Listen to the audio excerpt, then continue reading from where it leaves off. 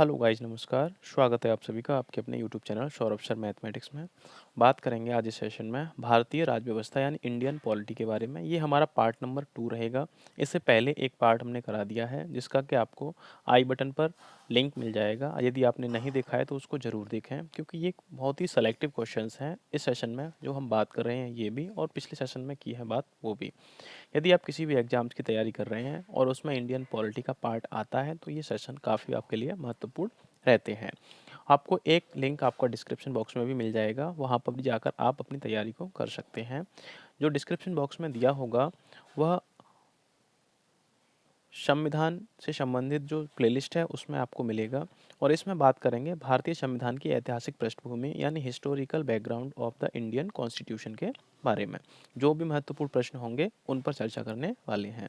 तो गाइज, अगर चैनल पर पहली बार विजिट कर रहे हैं, चैनल को सब्सक्राइब कर लें और पास में बेल आइकन को अवश्य दबा लें, जिससे कि आने वाले और भी सेशंस का नोटिफिकेशन आपको मिल सके और आप अपनी तैयारी को बेहतर कर सकें।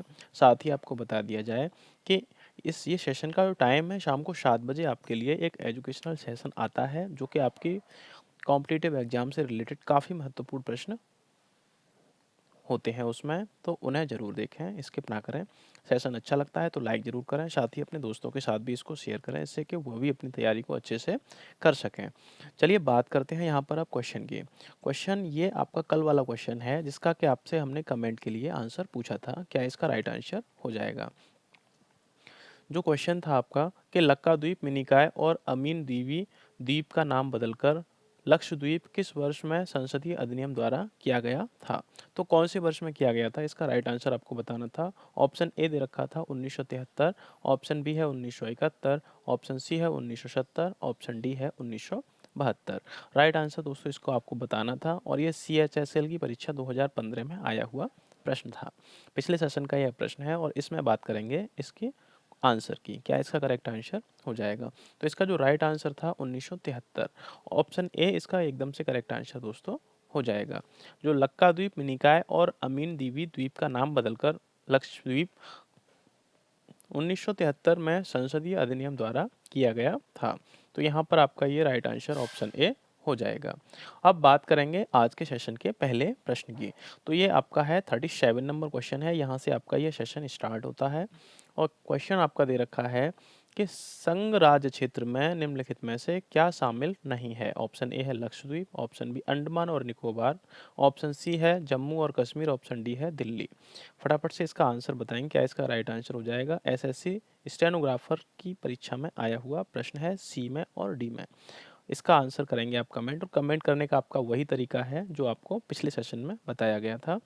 फटाफट से बताएंगे इसका राइट आंसर क्या हो जाएगा कि संघ राज्य क्षेत्र में निम्नलिखित में से क्या शामिल नहीं है। तो क्या शामिल नहीं है आपको बताना है इसका राइट आंसर।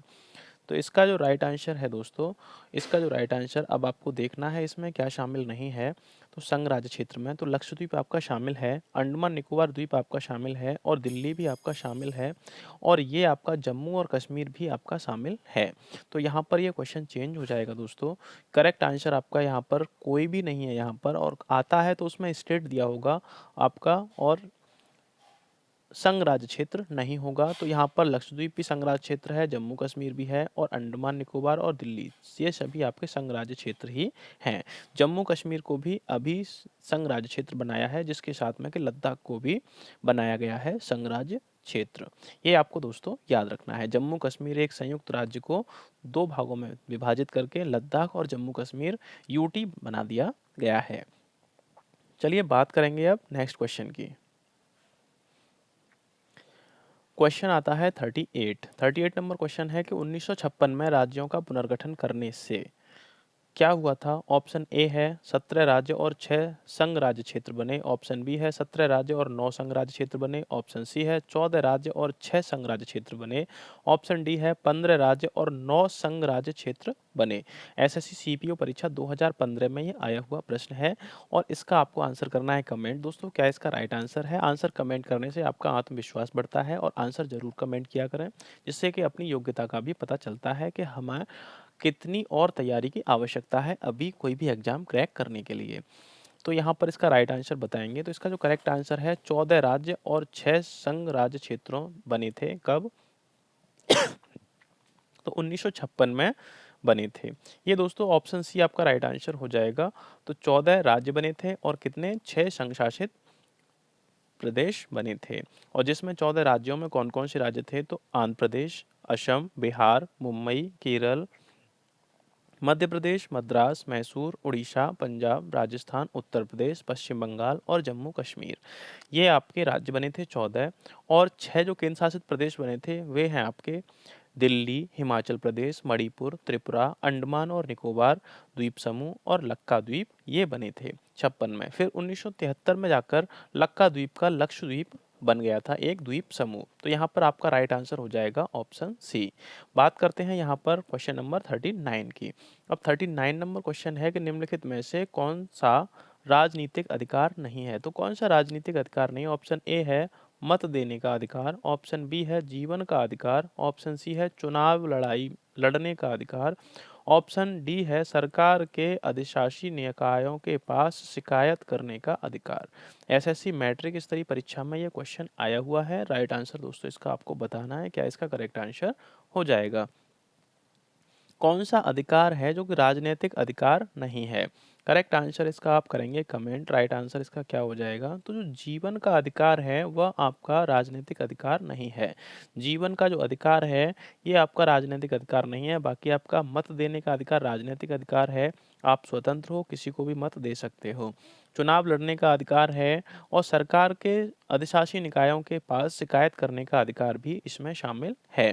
तो जीवन का जो अधिकार है वो अनुच्छेद 21 आपको पता होना चाहिए कि अनुच्छेद 21 इसमें के प्राण और दैहिक स्वतंत्रता का संरक्षण है के तहत मौलिक अधिकार है और ये आपको दोस्तों याद रखना है। बात करेंगे अब क्वेश्चन नंबर आता है 40 नंबर क्वेश्चन है आपका जो कि स्क्रीन पर प्रेजेंट है।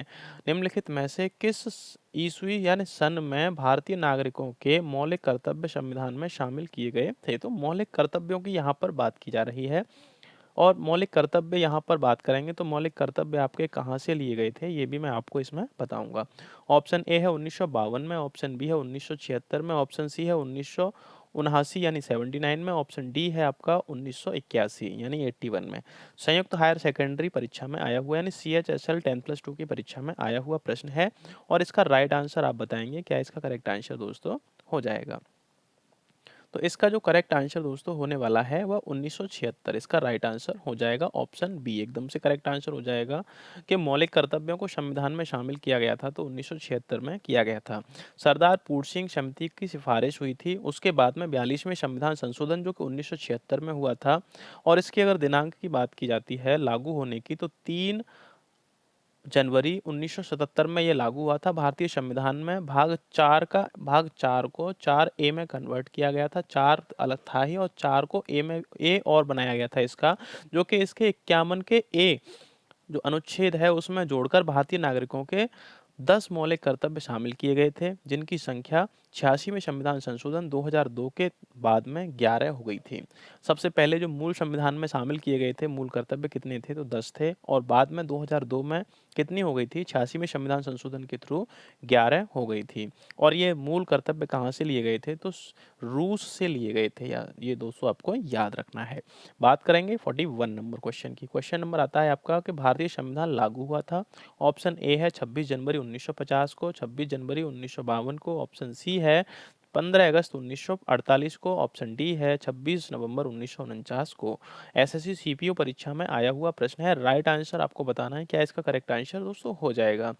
प्रिंट मिस्टेक अगर हो जाता है तो उसको समझ लिया करें, क्योंकि आप एग्जामिनेशन क्रैक करने की तैयारी कर रहे हो, एग्जामिनेशन फाइट करना है आपको और इसमें छोटी मोटी गलतियां जो अगर हो जाती हैं तो उनको दरकिनार किया करें। तो भारतीय संविधान कब लागू हुआ था, राइट आंसर आपको दोस्तों बताना है। तो इसका जो राइट आंसर है 26 जनवरी 1950 जो गणतंत्र दिवस के रूप में आपका मनाया जाता है। इस दिन हमारा भारत क्या था, एक गणतंत्र राज्य बना था। ये आपको याद रखना है। संविधान सभा के तृतीय वाचन की समिति 26 नवंबर 1949, ये 26 नवंबर 1949 है, इसको हुई थी। इसी तिथि को सभा के सभापति के हस्ताक्षर के साथ ही संविधान को अंगीकृत, अधिनियमित और आत्मार्पित किया गया था। यदि इस विधि से ही संविधान के नागरिकता, निर्वाचन और अंतरिम संसद के से जुड़े उपबंध लागू कर दिए गए थे। लेकिन अंतिम तौर पर इसको लागू किया गया था तो 26 जनवरी 1950 को ही पूर्णतः लागू किया गया था। ये दोस्तों आपको याद रखना है। बात करेंगे अब यहाँ पर क्वेश्चन आता है 42। 42 नंबर क्वेश्चन है कि भारतीय संविधान अपनाया गया था। ऑप्शन ए है 26 जनवरी 1950 को, ऑप्शन बी है 26 जनवरी 1946 को, ऑप्शन सी है 26 नवंबर 1949 को, ऑप्शन डी है 31 दिसंबर 1949 को। राइट आंसर दोस्तों इसका बताएंगे क्या इसका करेक्ट आंसर हो जाएगा। मैंने बहुत अच्छे से उसका डिस्क्राइब किया है, उसको ऊपर अच्छे से एकदम से व्याख्यायित किया है पिछले वाले क्वेश्चन में। तो इसका आंसर आपको बताना है, करेंट कमेंट करना है इसका आंसर क्या इसका राइट आंसर दोस्तों हो जाएगा। तो इसका जो करेक्ट आंसर होने वाला है दोस्तों वह है 26 नवंबर 1949 को। जो भारतीय संविधान था 26 नवंबर 1949 को अपना लिया गया था। संविधान के जो सभापति के हस्ताक्षर भी इसी दिन हो चुके थे और कुछ भागों को इसी तिथि को लागू कर दिया गया था। यह सेक्शन ऑफिसर 2006 की परीक्षा में आया हुआ प्रश्न है। तो दोस्तों इसका जो करेक्ट आंसर है ऑप्शन सी आपका राइट आंसर हो जाएगा। बात करेंगे अब यहाँ पर क्वेश्चन आता है 43। 43 नंबर क्वेश्चन है आपका कि हमारे संवैधानिक इतिहास में 26 नवंबर 1949 एक महत्वपूर्ण दिन है। क्यों है? आपको बताना है। ऑप्शन ए है भारत ने इस दिन पूर्ण स्वतंत्रता की शपथ ली थी। ऑप्शन बी है इस दिन संविधान अंगीकार किया गया था। ऑप्शन सी है इस दिन भारत गणतंत्र बना था। ऑप्शन डी है आपका इस दिन संविधान में पहला संशोधन पारित किया गया था। करेक्ट आंसर दोस्तों इसका बताएंगे, राइट आंसर इसका क्या हो जाएगा, फटाफट से करेंगे आंसर कमेंट। तो हमारे संवैधानिक इतिहास में 26 नवंबर 1949 आपने ये डेट आपको एक ही बार देखने मिलेगी और एक ही पर्पस से देखने को मिलती है। वह है आपका कि इस दिन संविधान अंगीकार किया गया था। ऑप्शन बी आपका एकदम से इसका करेक्ट आंसर हो जाएगा। इसके अतिरिक्त कोई भी इस डेट में और इस सन में कोई भी काम ऐसा नहीं हुआ था जो कि आपको कुछ डाइवर्ट करे, कुछ भ्रमित करे। तो यहाँ पर ऑप्शन बी आपका एकदम से करेक्ट आंसर हो जाएगा। इसको आपको याद रखना है। ये आपके जब तक एग्जाम देंगे तब तक आपके लिए यह काफ़ी महत्वपूर्ण तिथि है। बात करेंगे यहाँ पर अब क्वेश्चन नंबर आता है 44। 44 नंबर क्वेश्चन है संविधान का प्रारूपण पूरा हुआ था। तो संविधान का जो प्रारूपण था वो पूरा हुआ था, कब हुआ था? ऑप्शन ए है 26 जनवरी 1950 को, ऑप्शन बी है 26 दिसंबर 1949 को, ऑप्शन सी है 26 नवंबर 1949 को, ऑप्शन डी है 30 नवंबर 1949 को। कब इसका प्रारूपण था जो वो पूरा हुआ था ये आपको बताना है। इसका करेक्ट आंसर दोस्तों क्या हो जाएगा? एसएससी सीजीएल परीक्षा में आया हुआ प्रश्न है और ये बहुत ही महत्वपूर्ण प्रश्न है कि संविधान का प्रारूपण पूरा हुआ था। तो इसका जो राइट आंसर है दोस्तों 26 नवंबर 1949 को पूरा हुआ था। यहाँ पर सभी डेटा महत्वपूर्ण हैं। 26 जनवरी 1950 को क्या हुआ था? संविधान पूरी तरह से पूरे देश पर लागू हुआ था। लेकिन यहाँ पर 26 नवंबर 1949 को क्या हुआ था? इसका प्रारूपण यानी कि यह पूरी तरह से बनकर और इस पर सभापति के हस्ताक्षर भी हो चुके थे 26 नवंबर 1949 को। तो ये दोस्तों आपको याद रखना है। अब बात कर लेते हैं यहाँ पर 45 नंबर क्वेश्चन की।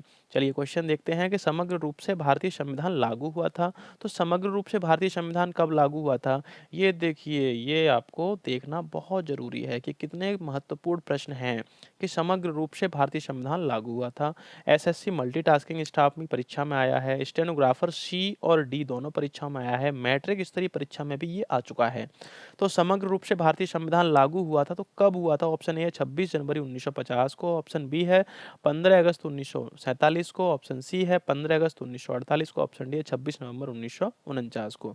जो समग्र रूप से लागू करने की अगर बात की जाती है तो यहाँ पर आपको बस एक ही तिथि याद रखनी है जो कि है आपका प्रतिवर्ष मनाया जाने वाला भारतीय गणतंत्र दिवस। और गणतंत्र दिवस आपको कब मनाया जाता है? तो 26 जनवरी को मनाया जाता है। और किस तिथि से मनाते हुए आ रहे हैं? तो 1950 से इसको मनाते हुए आ रहे हैं।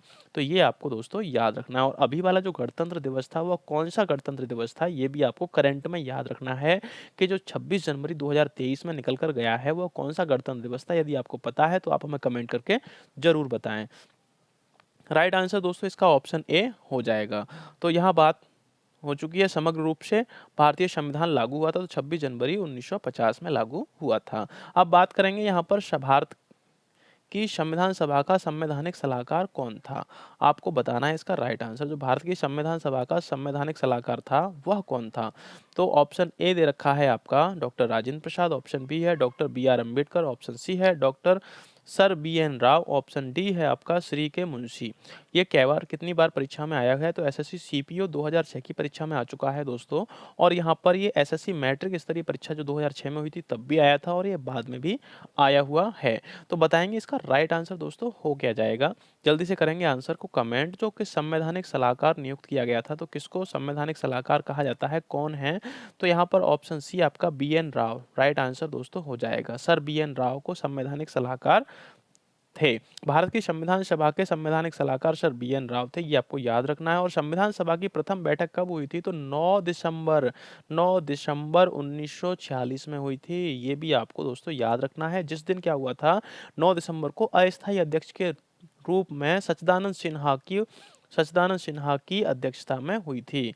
ये किसकी अस्थायी अध्यक्ष जो थे संविधान सभा के, सच्चिदानंद सिन्हा थे, उनकी अध्यक्षता में यह क्या हुई थी, बैठक हुई थी। और 11 दिसंबर को जो बैठक हुई थी वह 1946 में हुई थी। और किसकी अध्यक्षता में हुई थी, तो डॉक्टर राजेंद्र प्रसाद की अध्यक्षता में हुई थी, जिन्हें के स्थायी अध्यक्ष बनाया गया था। और बी एन राव को संवैधानिक सलाहकार नियुक्त किया गया था। कब, तो 11 दिसंबर 1946 में नियुक्त किया गया था। ये दोस्तों आपको याद रखना है।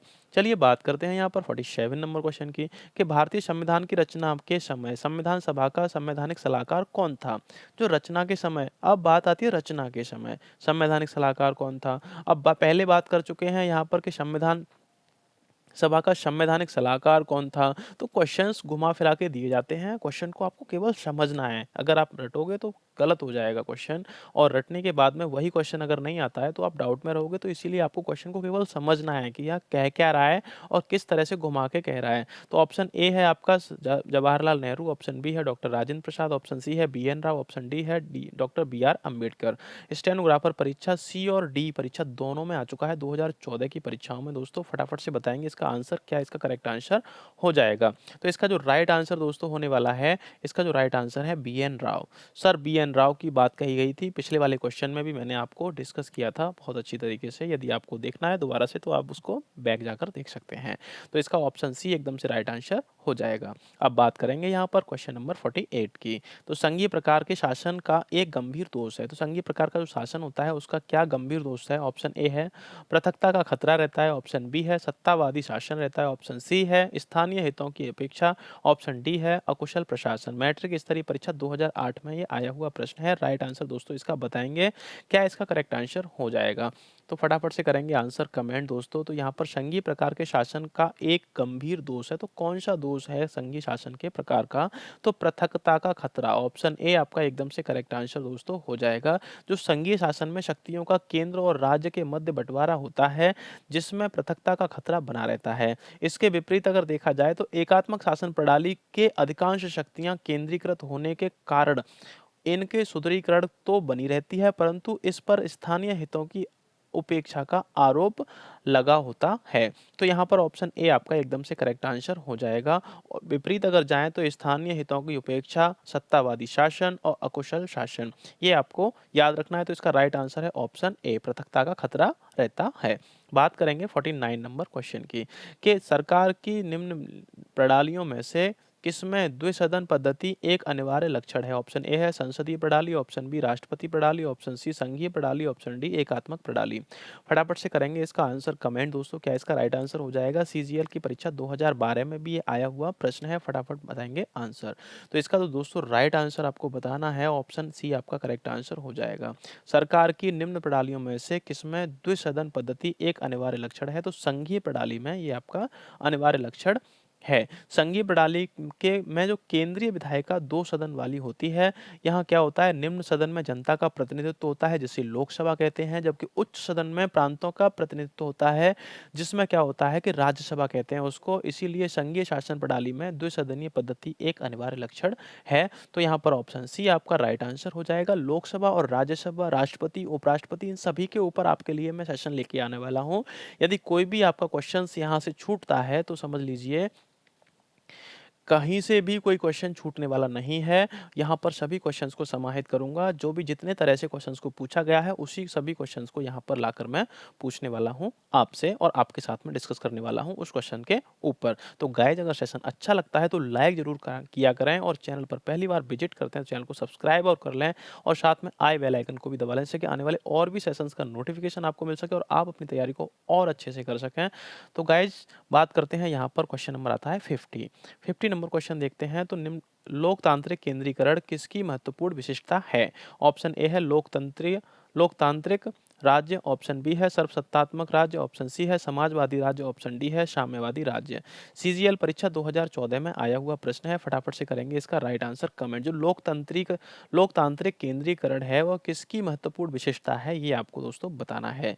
तो इसका करेक्ट आंसर फटाफट से आप कमेंट करेंगे तो ऑप्शन सी यानी साम्यवादी राज्य का ऑप्शन सी आपका एकदम से करेक्ट आंसर दोस्तों हो जाएगा। जो लोकतांत्रिक केंद्रीकरण होता है, समाजवादी राज्य में वास्तविक लोकतंत्र की स्थापना के नाम पर एक पार्टी का शासन पर वर्चस्व होता है और सारी सत्ता सर्वहारा के अधिनायकत्व के नाम पर सत्ताधारी पार्टी के केंद्रीय संगठन में केंद्रित रहती है।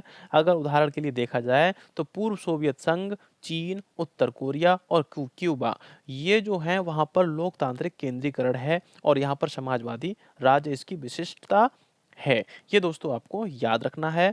बात करेंगे अब यहाँ पर नेक्स्ट क्वेश्चन की। क्वेश्चन आता है 51, बहुत ही अच्छा प्रश्न है, बहुत ही सरल प्रश्न है। भारत एक खाली जगह है, बताएंगे इसका राइट आंसर क्या है? ऑप्शन ए है एक तंत्र, ऑप्शन बी है राजतंत्र, ऑप्शन सी है लोकतंत्र, ऑप्शन डी है कुलीन तंत्र।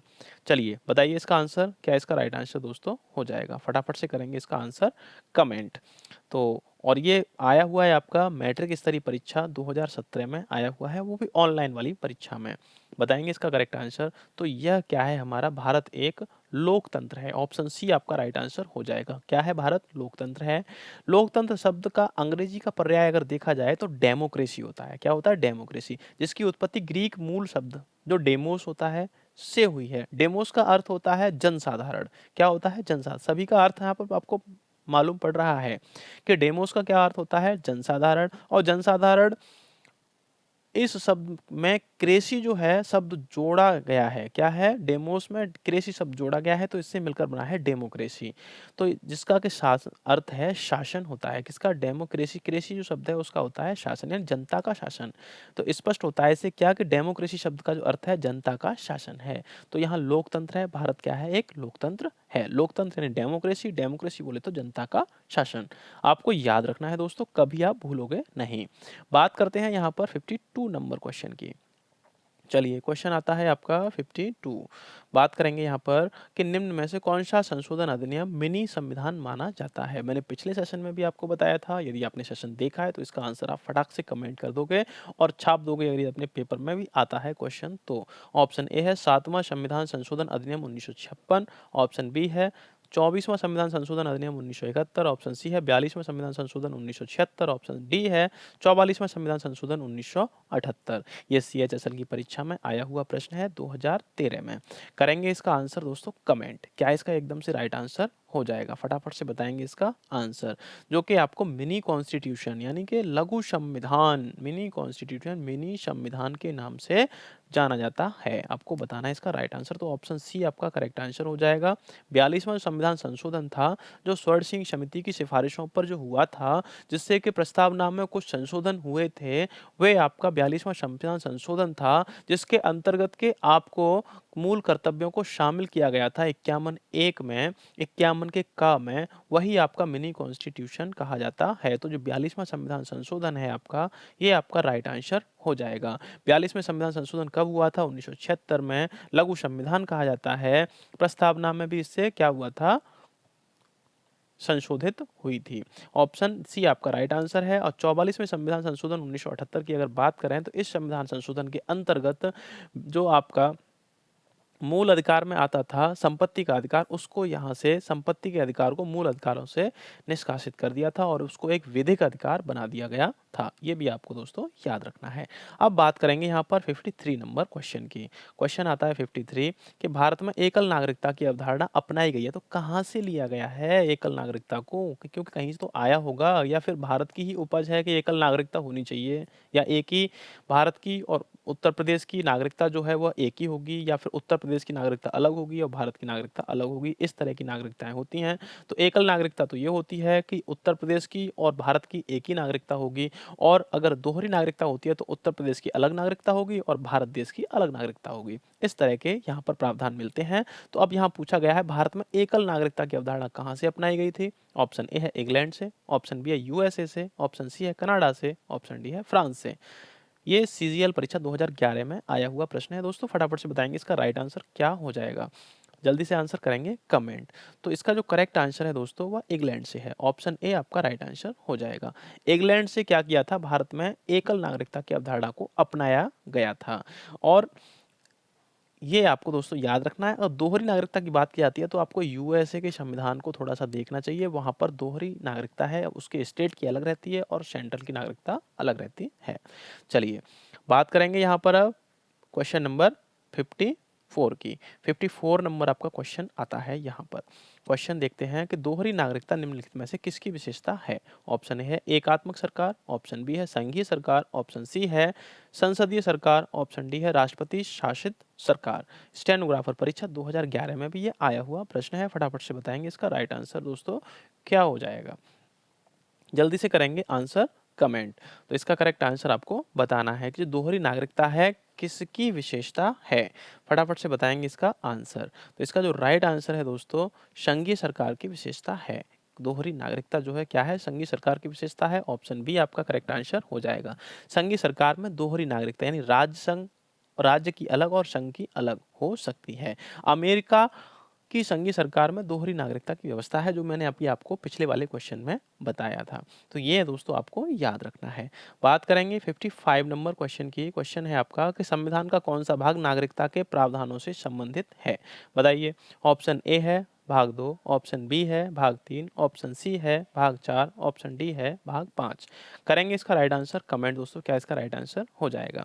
जो कि संविधान का कौन सा भाग है जो नागरिकता के प्रावधानों से संबंधित है। ये CHSL की परीक्षा 2012 में आया हुआ प्रश्न है और इसका करेक्ट आंसर आपको करना है कमेंट। तो इसका जो राइट आंसर है दोस्तों ऑप्शन ए एकदम से करेक्ट आंसर है। जो भाग 2 है वह आपका क्या है? नागरिकता के प्रावधानों से संबंधित। और भाग 2 में कितने अनुच्छेद हैं? तो 5 से 11 भाग 2 में अनुच्छेदों का वर्णन किया गया है। साथ ही भाग 3 की बात करें तो मूल अधिकार हैं, जिसमें कि 12 से 35 तक आपको जाता है। और 12 से 35 तक जाने के बाद में चौथे भाग में आपका आता है, क्या आता है आपको बताना है। जो 36 से 51 तक जाता है, 36 से 51 तक जाता है, ये भी आपको याद रखना है। और ये आपका जाता है 52 से 151, 151। मैंने अनुच्छेद बता दिए हैं, यदि आपको पता है तो इसके आपको क्या बताना है। ये तो संघ हो गया, संघ हो गया, और ये आपका हो गया मूल अधिकार, ये आपका हो गया नागरिकता, और ये आपका क्या है बताइए? राज्य के नीति निर्देशक सिद्धांत हैं 36 से 51 में। ये आपको दोस्तों याद रखना है। बात करेंगे अब यहाँ पर जो कि संविधान के और भी प्रश्न हैं आगे। 56 नंबर क्वेश्चन पर चलते हैं। क्वेश्चन आपका ये दे रखा है और इसके कूट आपको नीचे दिए हुए हैं। चलिए सभी क्वेश्चन समाहित हो चुके हैं कि निम्नलिखित का मिलान करना है आपको। कैसे मिलान करना है? कि भारतीय नागरिकता का प्राप्त करने का तरीका कैसा तरीका है, कैसे प्राप्त की जा सकती है भारतीय नागरिकता को। दूसरा दे रखा है भारतीय नागरिकों को अंत करने का, भारतीय नागरिकता का अंत करने का तरीका कैसा है। और तीसरा है मूल अधिकार विधि के। अब यहाँ पर देखते हैं इसमें वंचित करने पर, पंजीकरण पर और विधि के तहत समता तथा विधियों के समान संरक्षण। राइट आंसर कैसे बनेगा यहाँ पर ये आपको बताना है। तो भारत की नागरिकता को हम कैसे प्राप्त कर सकते हैं? तो पंजीकरण से प्राप्त कर सकते हैं। ये आपको दोस्तों याद रखना है। अब बात करते हैं कैसे इसको छीना जा सकता है। तो वंचित कर दिया जाए तो राष्ट्रीयता, भारतीय नागरिकता खत्म हो जाएगी। और यहाँ मूल अधिकार यानी विधि के तहत समता तथा विधियों के समान संरक्षण, ये आपका तो फर्स्ट का हो गया सी, और फिर हो गया आपका ए और फिर होता है बी। तो यहाँ पर आपका ऑप्शन ए एकदम से राइट आंसर दोस्तों हो जाएगा। यहाँ पर आपको कमेंट नहीं करना है क्योंकि मैं इसको एक्सप्लेन करके आपको बता रहा हूँ। तो यहाँ ऑप्शन ए आपका राइट आंसर दोस्तों हो जाएगा। नागरिकता यहाँ पर पंजीकरण से मिल सकती है, जन्म लेने से मिल सकती है और इसमें रहने से 7 साल से अधिक भारत में रहने से मिल सकती है। तो ये कुछ प्रावधान होते हैं नागरिकता के ऊपर। जब नागरिकता का सेशन आएगा तो उसमें बिल्कुल आपके लिए क्लियर कर दिया जाएगा। चलते हैं नेक्स्ट क्वेश्चन की तरफ। क्वेश्चन आता है आपका भारतीय संघवाद निकट है। तो भारतीय संघवाद किसके निकट है, किससे लिया गया है? ऑप्शन ए है आपका नाइजीरिया के, ऑप्शन बी है ऑस्ट्रेलिया के, ऑप्शन सी है कनाडा के, ऑप्शन डी है यूएसए के। किसके निकट है बताइए, राइट आंसर इसका क्या हो जाएगा? जो भारतीय संविधान है संघवाद है वह किसके निकट है? CHSL की परीक्षा 2012 में आया हुआ प्रश्न है, फटाफट से बताएंगे इसका राइट आंसर। तो इसका जो करेक्ट आंसर है कनाडा के, ऑप्शन सी आपका राइट आंसर हो जाएगा। जो भारतीय संविधान सभा में अमेरिका और स्विट्जरलैंड की संघीय प्रणाली को न अपनाकर कनाडा की संघीय प्रणाली को अपनाया था और कहा जा सकता है कि भारतीय संघवाद कनाडा के निकट है। तो यहाँ पर ऑप्शन सी आपका एकदम से राइट आंसर दोस्तों हो जाएगा। बात करेंगे यहाँ पर 58 नंबर क्वेश्चन की। भारतीय संविधान ने सुदृढ़ केंद्र के साथ संघीय प्रणाली कहाँ से ली है? तो संघीय प्रणाली कहाँ से ली? ऑप्शन ए संयुक्त राज्य अमेरिका से, ऑप्शन बी कनाडा से, ऑप्शन सी यूनाइटेड किंगडम से, ऑप्शन डी है फ्रांस से। मैट्रिक स्तरीय परीक्षा 2008 में यह आया हुआ प्रश्न है। बताएंगे इसका राइट आंसर, क्या इसका राइट आंसर हो जाएगा? फटाफट से कमेंट किया करें दोस्तों, कमेंट करने में संकोच ना करें और वीडियो को लाइक करने में बिल्कुल संकोच ना करें यदि आपको वीडियो अच्छा लगता है तो और सेशन अच्छा लगता है तो। और शेयर जरूर करें इसको क्योंकि और भी हैं आपके साथ वाले, वो भी आपकी तैयारी करते रहें जिससे कि आप उनसे भी बराबरी करके आगे निकल सको। तो यहाँ पर बात करते हैं इसके क्वेश्चन के आंसर की। तो कनाडा इसका राइट आंसर हो जाएगा, जो कि मैंने अभी आपको कुछ समय पहले बताया कि भारतीय संविधान में कनाडा की संघीय शासन प्रणाली को अपनाया गया था। ये आपको याद रखना है। तो ऑप्शन बी यहाँ पर राइट आंसर दोस्तों हो जाएगा। चलिए बात करते हैं अब यहाँ पर 59 नंबर क्वेश्चन की। भारतीय संविधान ने भारतीय महासंघ की योजना किसके संविधान से ली थी? अब महासंघ की योजना की बात की जा रही है, यानी संघीय वही है। तो आपको देखना है इसका करेक्ट आंसर संयुक्त राज्य America, option B Canada, option C Ireland, option D है यूनाइटेड किंगडम। CGL की परीक्षा में आया हुआ प्रश्न है। अब देखो क्वेश्चन चेंज हो रहा है, क्वेश्चन क्या हो रहा है? चेंज हो रहा है, लेकिन आंसर इसका वही है। आपको क्वेश्चन का तरीका चेंज कर रहा है लेकिन आंसर क्या है? वही है। इसीलिए कहता हूं कि समझो और रटो कम। तो यहाँ पर ऑप्शन बी आपका राइट आंसर दोस्तों हो जाएगा। कनाडा इसका एकदम से करेक्ट आंसर है। महासंघ, संघीय एक ही वर्ड है, ठीक है। तो कनाडा के संविधान से में सशक्त केंद्र के साथ संघात्मक स्वरूप को अपनाया गया। यदि देखा जाए तो भारत में भी संघीय व्यवस्था को अपनाया गया है, किंतु अमेरिकी संविधान की भांति दोहरी नागरिकता के प्रावधान को देश हित में नहीं अपनाया गया है। चलिए बात करते हैं 60 नंबर क्वेश्चन की। क्वेश्चन आपका है कि विधि का शासन की संकल्पना कहाँ की संवैधानिक प्रणाली की एक विशिष्टता है? Option A Britain, option B USA, option C France, option D है स्विट्जरलैंड। CGL की परीक्षा 2014 में आया हुआ प्रश्न है।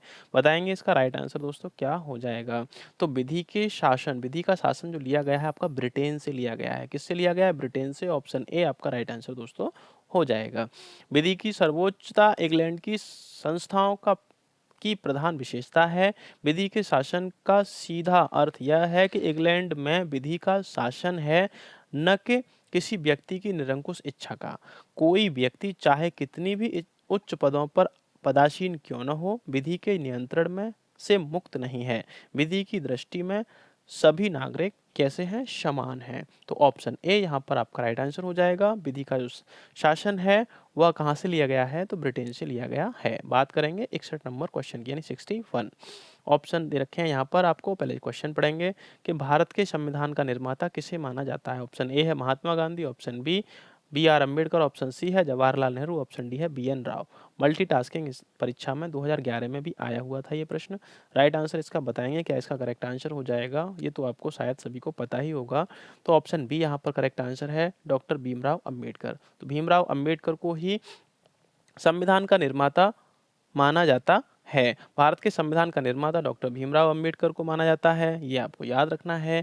साथ ही अगर बात की जाए तो वह संविधान सभा की प्रारूप समिति के अध्यक्ष थे और उन्हीं के नेतृत्व में अंतिम रूप से संविधान का प्रारूपण किया गया था। ये भी आपको याद रखना है।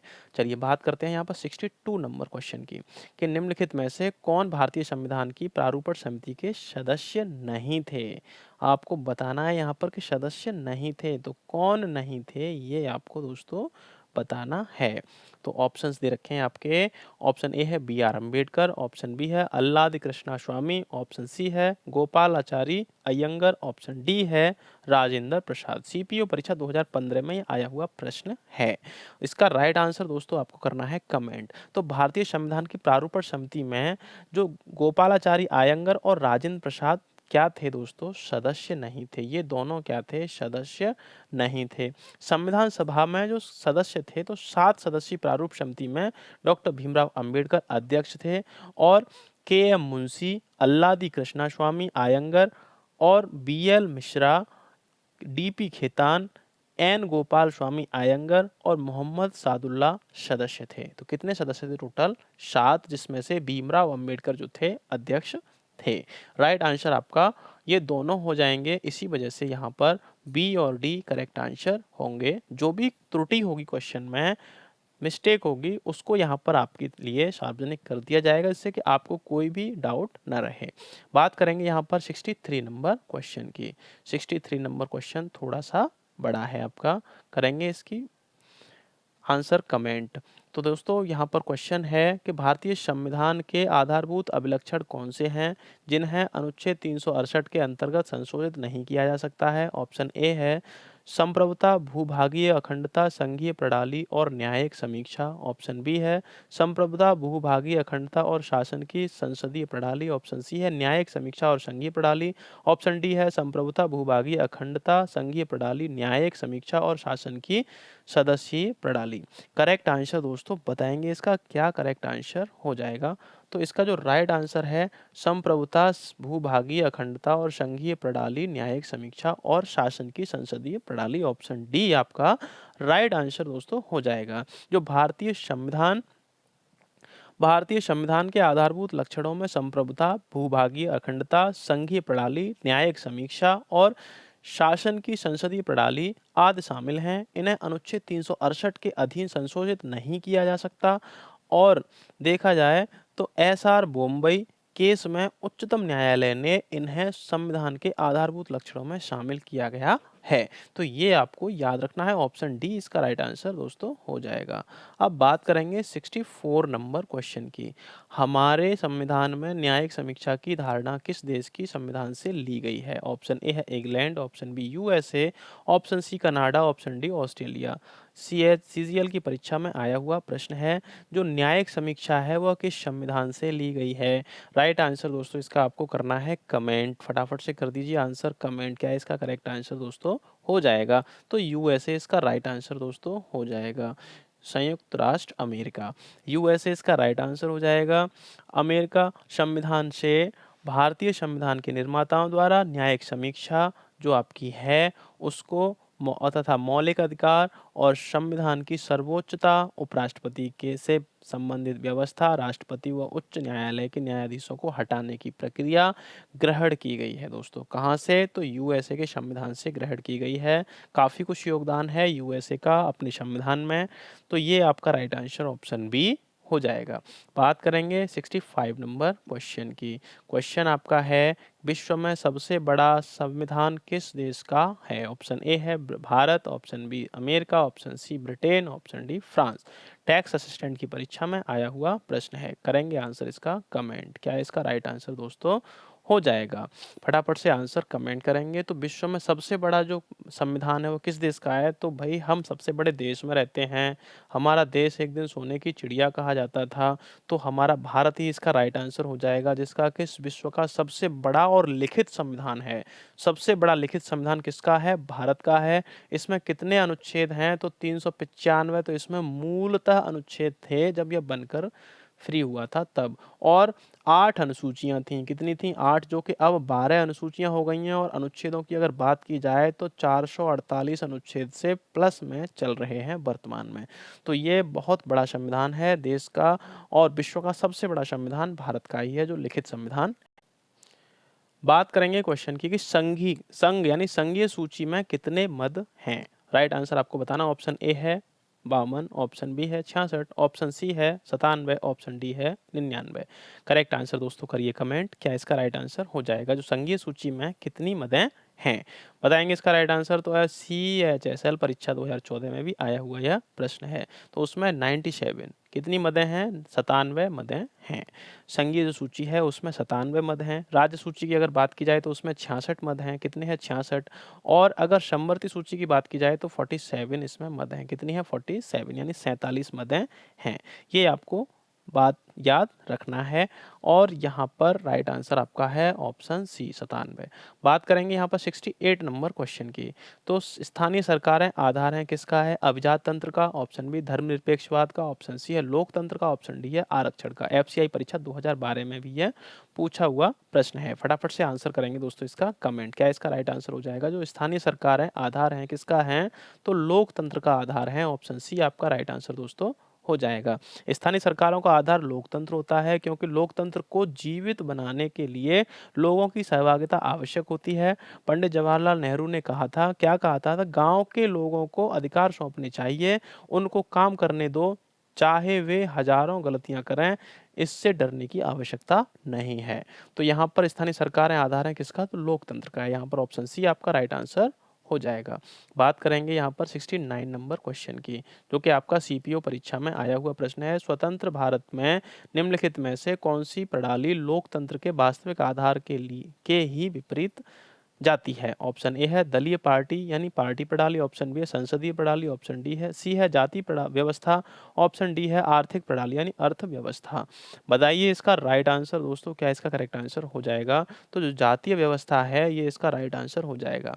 स्वतंत्र भारत के संबंध में यह परिकल्पना की गई थी कि लोकतांत्रिक शासन व्यवस्था की स्थापना के बाद जाति व्यवस्था का प्रभाव समाप्त हो जाएगा, किंतु ऐसा नहीं हुआ। स्वतंत्रता के 6 दशकों के बाद, 7 दशकों के बाद भी जाति व्यवस्था भारतीय राजनीति से घनिष्ठ संबंध स्थापित किए हुए है, जो लोकतंत्र की वास्तविक आधार के विपरीत है। यानी कि आपको सादा शब्दों में बता दिया जाए कि अब जो राजनीति होती है वो जाति पर आधारित होती है, धर्म पर आधारित होती है, जो कि एक लोकतंत्र के विपरीत है। ये आपको दोस्तों याद रखना है। बात करेंगे यहाँ पर, अब क्वेश्चन आता है 70। लोकतांत्रिक प्रणाली के लिए निम्न में से कौन से तत्व आवश्यक हैं? ऑप्शन ए है स्वतंत्र एवं निष्पक्ष चुनाव, ऑप्शन बी है अवसर की समानता, ऑप्शन सी है आपका अधिकारों का संरक्षण, ऑप्शन डी है उक्त सभी। यानी सभी जो दिए हुए हैं ऑप्शन सभी। CHSL की परीक्षा में 2013 में भी आया हुआ प्रश्न है। राइट आंसर दोस्तों इसका कमेंट करेंगे, क्या इसका करेक्ट आंसर हो जाएगा? तो इसका जो राइट आंसर है उपरोक्त सभी। लोकतांत्रिक प्रणाली के लिए कौन कौन आवश्यक हैं? तो स्वतंत्र एवं निष्पक्ष चुनाव, अवसर की समानता, अधिकारों का संरक्षण, सभी इसके लिए आवश्यक हैं। किसी देश में लोकतांत्रिक प्रणाली की स्थापना के लिए सभी यह होना जरूरी होता है। बात करेंगे 71 नंबर क्वेश्चन की। क्वेश्चन है आपका, किस प्रकार की सरकार निष्पक्ष व स्वतंत्र चुनावों पर आधारित होती है जिसमें तत्कालीन सत्ताधारियों को हराने का निष्पक्ष उचित अवसर हो? ऑप्शन ए है लोकतांत्रिक, ऑप्शन बी है निरंकुश, ऑप्शन सी है राजतंत्रवादी, ऑप्शन डी है आपका अधिकारवादी। CPO परीक्षा 2017 में आया हुआ प्रश्न है। फटाफट से करेंगे इसका आंसर कमेंट दोस्तों, क्या इसका राइट आंसर हो जाएगा? तो इसका जो करेक्ट आंसर दोस्तों होने वाला है वह है आपका लोकतांत्रिक। करेक्ट आंसर आपका हो जाएगा। लोकतांत्रिक सरकार निष्पक्ष और स्वतंत्र चुनावों पर आधारित होती है जिसमें तत्कालीन सत्ताधारियों के हारने का निष्पक्ष उचित अवसर होता है। ये आपको याद रखना है। तो ऑप्शन ए आपका राइट आंसर हो जाएगा। अब बात करेंगे यहाँ पर 72 नंबर क्वेश्चन की, और इस सेशन का ये लास्ट क्वेश्चन है। इसका आंसर आपको हमें बताना है कमेंट करके, क्या इसका करेक्ट आंसर दोस्तों हो जाएगा? एक खाली जगह, सरकार संवैधानिक कानूनों तथा नागरिक अधिकारों द्वारा खींची निर्धारित सीमाओं के भीतर ही काम करती है? ऑप्शन ए है निरंकुश, ऑप्शन बी है लोकतांत्रिक, ऑप्शन सी है राजतंत्रवादी, ऑप्शन डी है अधिकारवादी। यह आपका सीपीओ परीक्षा एसआई की परीक्षा में आया हुआ प्रश्न है और इसका आपको राइट आंसर दोस्तों हमें कमेंट करना है। क्या इसका राइट आंसर हो जाएगा? एक खाली जगह, सरकार संवैधानिक कानूनों तथा नागरिक अधिकारों द्वारा खींची निर्धारित सीमाओं के भीतर ही काम करती है। तो इसका राइट आंसर दोस्तों आपको बताना है। साथ ही आपको बता दिया जाए कि इसका जो पहला पार्ट था आपको इस तरह से आपको मिलेगा आपके आई बटन पर और डिस्क्रिप्शन बॉक्स में, दोनों में इसका लिंक दे रखा है। यदि आप डिस्क्रिप्शन बॉक्स में जाएंगे तो आपको प्लेलिस्ट का लिंक मिलेगा वहाँ पर, और आई बटन पर जाएंगे तो सबसे पहले इसको लगाया हुआ है, आप वहाँ पर देख सकते हैं इसको, जो कि यदि आपने नहीं देखा है तो। और काफ़ी अच्छे क्वेश्चंस को उसमें समाहित किया गया है। साथ ही आपको बता दें कि आगे आपका नेक्स्ट सेशन जो रहेगा, आपका यह साइंस से रिलेटेड सेशन रहेगा। साइंस की जीके से रिलेटेड, मानव शरीर के तंत्र यानी पाचन तंत्र से संबंधित उसमें काफ़ी महत्वपूर्ण क्वेश्चंस को चर्चा की जाएगी और अच्छे से उसको जो भी क्वेश्चंस होंगे, जो भी फैक्ट होंगे, उनको साथ ही साथ डिस्कस किया जाएगा दोस्तों। जो भी आपका पाचन है, कहाँ से स्टार्ट होता है, कहाँ पर जाकर ख़त्म होता है, कैसे होता है, कौन-कौन से आवश्यक तत्व होते हैं, क्वेश्चन आंसर उसमें किए जाएँगे, एमसीक्यू टाइप के क्वेश्चंस होंगे। शाम को 7 बजे का दोस्तों टाइम होगा। तो गाइज़ इस सेशन में फ़िलहाल के लिए इतना ही। यदि सेशन अच्छा लगा हो तो लाइक करें, चैनल पर पहली बार विज़िट करें, चैनल को सब्सक्राइब कर लें और पास में बेल आइकन को भी दबा लें, जिससे कि आने वाले और भी सेशंस का नोटिफ़िकेशन आपको मिल सके और आप अपनी तैयारी को बेहतर कर सकें। तो मिलते हैं दोस्तों नेक्स्ट सेशन में, तब तक के लिए नमस्कार, शुभ रात्रि, जय हिंद।